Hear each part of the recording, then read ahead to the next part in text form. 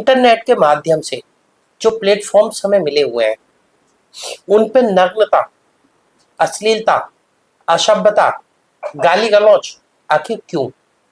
इसी बात को समझने के लिए और लीगल डिबेट करने के लिए मेरे साथ में एक लर्नेड एडवोकेट है, श्री के सिंह साहब। सर नमस्कार। नमस्कार।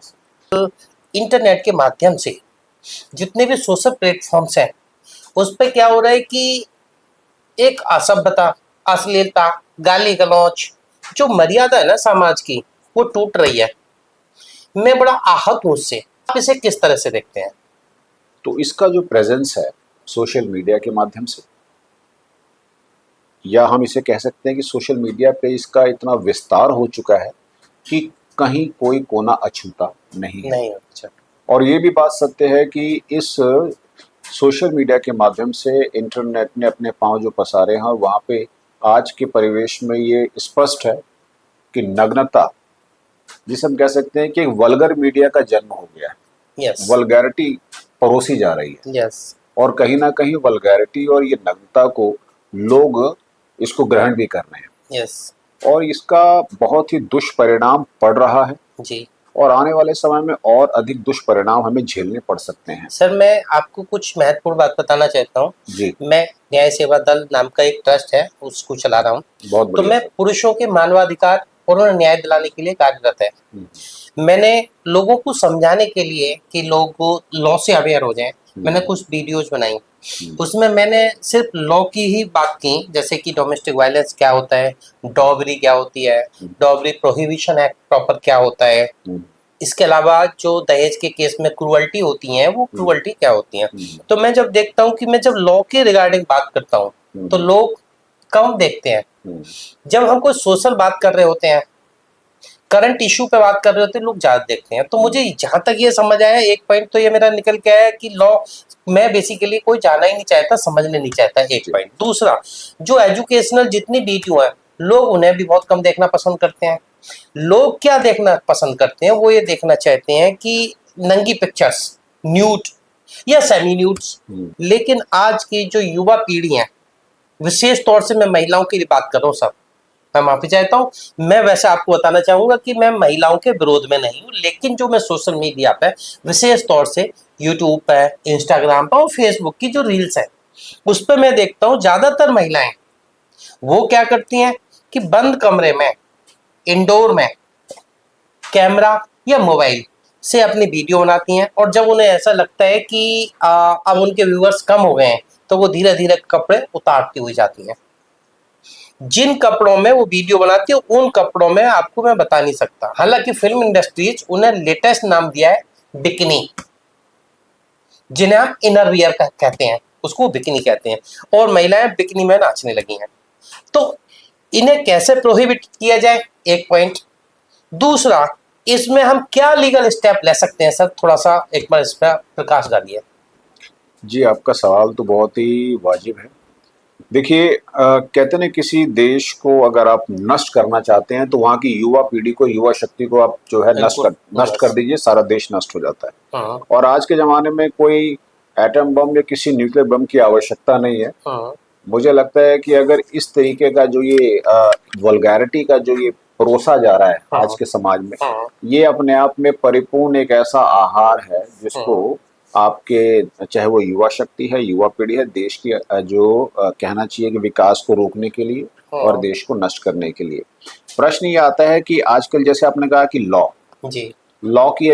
के आप जो एक अंडरस्टैंडिंग है, एक तो अपने आप में काफ़ी जो है कॉम्प्लिकेटेड है, हर आदमी इसमें इंटरेस्ट लेना नहीं चाहता।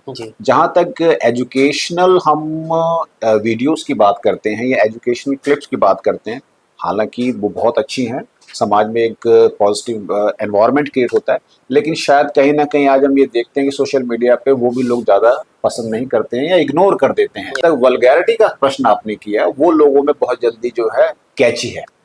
उसके थंबनेल्स कैची होंगे, उसके जो आपके जो टॉपिक्स के जो स्लोगन्स होते हैं वो कैची होते हैं, आई कैची होते हैं। मतलब people automatically get attracted to this kind of catchy videos where they have half nude pictures are available. Yes. तो हम ये देखते हैं कि इस तरीके का जो है परोसा जो जा रहा है वल्गैरिटी का जो एक भोजन, वो बहुत जल्दी ग्रहण हो जाता है। यस, मैं ये जानना चाहूंगा, जो आजकल की जो यंग एज है, आप देखेंगे, आप भी सोशल मीडिया तो देखते होंगे। जाहिर सी बात है, आजकल सोशल मीडिया ऐसा एक एसेंशियल पार्ट बन गया है कि इसके बिना देखते हैं ना आपका सर, आप काम ही नहीं चलेगा। देखते हैं ना सर। तो सर मेरा ये पूछ कहना है आपसे कि जब हम सोशल मीडिया देखते हैं, तो मैंने ज्यादातर पुरुषों को देखा है, तो पुरुष हमेशा पैंट शर्ट में होंगे, यानी प्रॉपर कपड़े में होंगे। लेकिन महिलाएं ऐसा क्यों हैं कि वो अपने कपड़ों को धीरे धीरे कम करती जा रही हैं। जबकि अगर हम लॉ की बात करें, तो जब बच्चे होते हैं तो उनके लिए पॉक्सो एक्ट बना हुआ है, थोड़ी और बड़ी होती हैं तो उनके लिए सेक्सुअल असॉल्ट का बना हुआ है, सेक्सुअल असॉल्ट का। जब वो कहीं जॉब पे जाती हैं तो प्रॉपर एक पॉस का एक्ट बना हुआ है, जो protection of sexual assault at work place है। फिर रेप की प्रॉपर सेक्शंस बनी हुई हैं। जब उनकी शादी हो जाती है तो उनके लिए मैट्रिमोनियल्स के अलग अलग केसेस बने हुए हैं। जैसे क्रूअल्टी हो रही है तो 498 है, जो नाउ 85 ऑफ बीएनएस है, भारतीय न्याय संहिता की। मेंटेनेंस का भी बना हुआ है, डोमेस्टिक वायलेंस भी बना हुआ है। जब वो बुजुर्ग हो जाते हैं तो सीनियर सिटीजन एक्ट। तो मेरा कहना है, जब बच्चे होते हैं तो उसमें तो पुरुष कवर होते हैं और सीनियर सिटीजन में होते हैं। जब पुरुष एडल्ट होता है तो उसके लिए तो कोई लॉ नहीं है। महिलाओं के लिए तो इतने लॉ है। यहाँ तक कि एक लॉ भी है, इंडिसेंट रिप्रेजेंटेशन एक्ट 1986। उसमें कहा गया है कि किसी भी महिला का इंडिसेंट यानी कि अशोभनीय चित्रण करना एक दंडनीय अपराध है। सर, क्या सरकार को इस पर स्टेप नहीं लेना चाहिए? क्या इस पर गाइडलाइन नहीं बनानी चाहिए? जो आजकल जो महिलाएं जो वो देखती हैं, व्यूअर्स कम है तो कपड़े उतार रही है, कई तो ऐसी पिक्चर है सर, मैं आपको बता नहीं सकता, कसम से मेरी आंखें झुक जाती हैं। मैं एक पुरुष होते हुए अकेले में भी वीडियो नहीं देखना चाहता।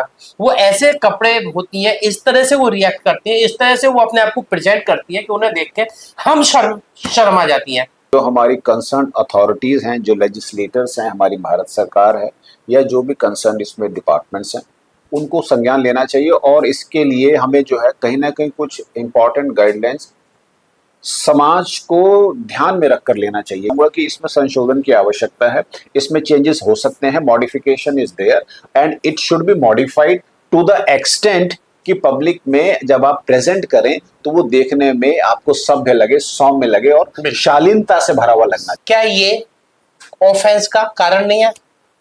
निश्चित रूप से। एक पॉइंट। अब दूसरे पॉइंट पे आते हैं।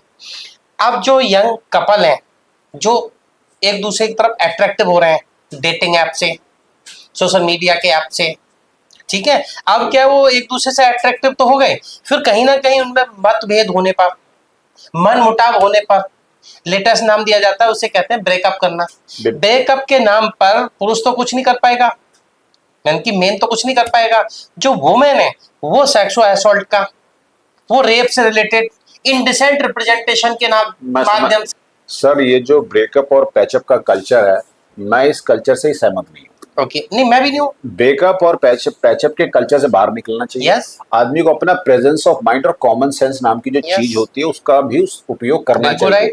सरकार को, जो कंसर्न डिपार्टमेंट है, उसका संज्ञान लेते हुए इमीडिएटली जो है इसके लिए उन्हें कोई ना कोई गाइडलाइंस, कोई ना कोई ऐसे इस पे लॉज जरूर इंसर्ट करनी चाहिए, सो दैट कि जो हमारा जो समाज आज गिर रहा है, जो न्यूडिटी फैल रही है, जो वल्गैरिटी फैलाई जा रही है, जो नग्नता का जो नंगा नाच किया जा रहा है, इस पर ब्रेक लगाया जा सके और समाज में एक स्वस्थ वातावरण का निर्माण हो सके।